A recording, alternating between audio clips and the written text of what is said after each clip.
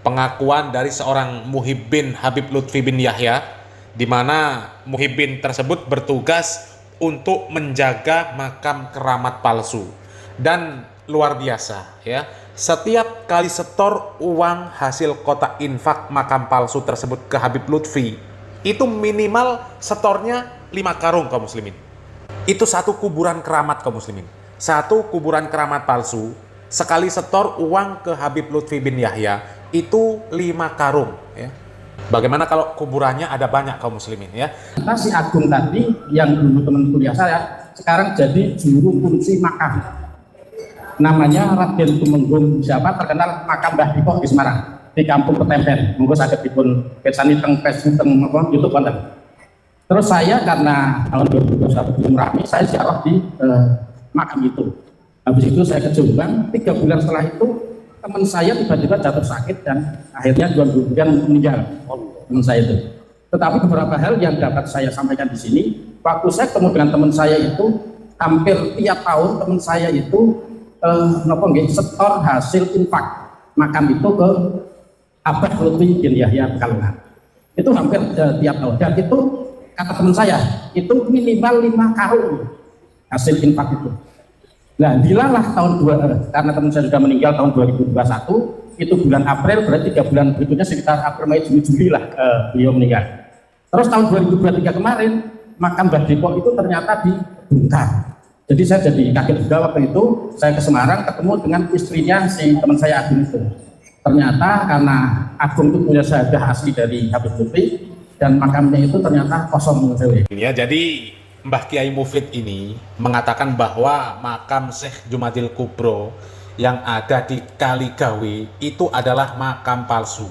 Cuma tanah yang dibuat seperti gundukan, ya, kemudian dibuat seperti kuburan, dinamakan kuburan, dibuat untuk diziarahi, dipasang kotak infak, dan tujuannya adalah untuk ngeruk fulus jamaahnya, untuk ngeruk fulus kaum muslimin yang senang dengan makam-makam keramat, yang hobi ngalap barokah ke kuburan-kuburan ya.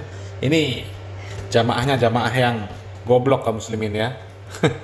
Memang kuburan Syekh Jumadil Kubro itu kaum muslimin, itu diklaim ada di beberapa tempat, bukan cuma satu. Makanya ini ada indikasi kesengajaan membuat kuburan-kuburan palsu ya, dijadikan tempat untuk ngalap barokah, dipasang kotak infak, dan tujuannya adalah untuk ngeruk fulus dari jamaahnya yang jahil-jahil kaum muslimin ya.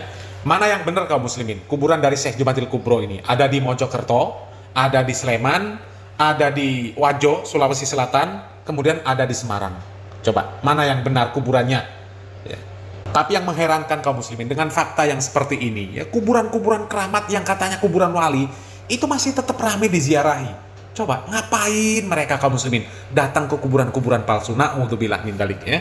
Ini ya, kalau memang kuburan-kuburan palsu, ya termasuk kuburan Syekh Jumadil Kubro itu yang ada di Semarang, Kaligawe, itu adalah bentukan dari Habib Lutfi bin Yahya, maka pantas kalau kemudian Mbah Kiai Mufid mengatakan bahwasanya Habib Lutfi bin Yahya ini keturunan Yahudi yang berbahaya ya.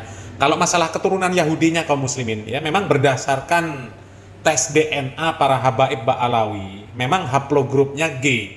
Ya, G itu menunjukkan keturunan Yahudi. Sementara kalau keturunan Arab atau keturunan Nabi Muhammad SAW itu kode haplonya J1 ya, J1. Sementara habaib Ba'alawi ya, kode DNA-nya berhaplo G kaum muslimin, yang artinya keturunan Yahudi. Tapi kembali kaum muslimin ya, mau keturunan Yahudi atau keturunan Arab, kalau kerjanya membuat kuburan palsu cuma untuk mengeruk fulus, itu memang sangat berbahaya kaum muslimin. Itu begitu ya. Kemudian bagaimana tanggapan saya? Karena ini adalah forumnya, adalah forum dalam tanda kutip kita hargai leluhur kita, saya akan jawab berdasarkan apa yang mungkin leluhur kita akan jawab. Jadi gini, orang-orang di Nusantara pada dasarnya tidak terlalu cenderung pada sesuatu yang bersifat ritual dan tidak pada sesuatu yang bersifat formal. Jadi misal, yang beragama Islam, Islamnya Indonesia itu lebih kuat daripada Islamnya Arab dalam hal apa? Dalam hal-hal yang tidak bersifat formal. Misalkan, keikhlasan kita itu lebih kuat daripada mereka. Kita, bangsa kita udah terbiasa kecelakaan, jatuh, kakinya kepelintir. Alhamdulillah cuman kepelintir. Padahal tadi ada mobil, untung nggak patah. Pas kakinya patah, aduh syukur masih selamat, tadi itu ada hampir sekali, cuman kaki aja. Jadi bangsa kita secara terbiasa, secara adat dan tradisi sebenarnya sudah sangat ikhlas pada hal-hal yang bersifat non-formal. Nah, karena kita memang terbiasa pada hal-hal yang bersifat non-formal, maka kebudayaan kita mengarah pada sesuatu yang spiritualis. Karena spiritualis, yang tadi itu, karena sesuatu yang spiritualis itu tidak membutuhkan sesuatu yang material kecuali pada simbol-simbol, maka kita abaikan pribadi yang namanya Pak Habib Lutfi bin Yahya. Kita abaikan itu. Kita abaikan juga soal uang yang 5 karung dan lain sebagainya. Kita fokus pada tindakan, pada ide, pada perbuatannya. Jadi fokus pada siapapun yang telah mengkapitalisasikan agama, yang mengkapitalisasikan dharma untuk kepentingannya, maka itu salah. Dan itu adalah penghinaan terhadap nilai-nilai ajaran yang luhur. Kita berhenti sampai situ. Orangnya kita hargai sebagai pribadi, tindakannya jangan. Ini penting, sama seperti misalkan kita mengkritik Pak Jokowi.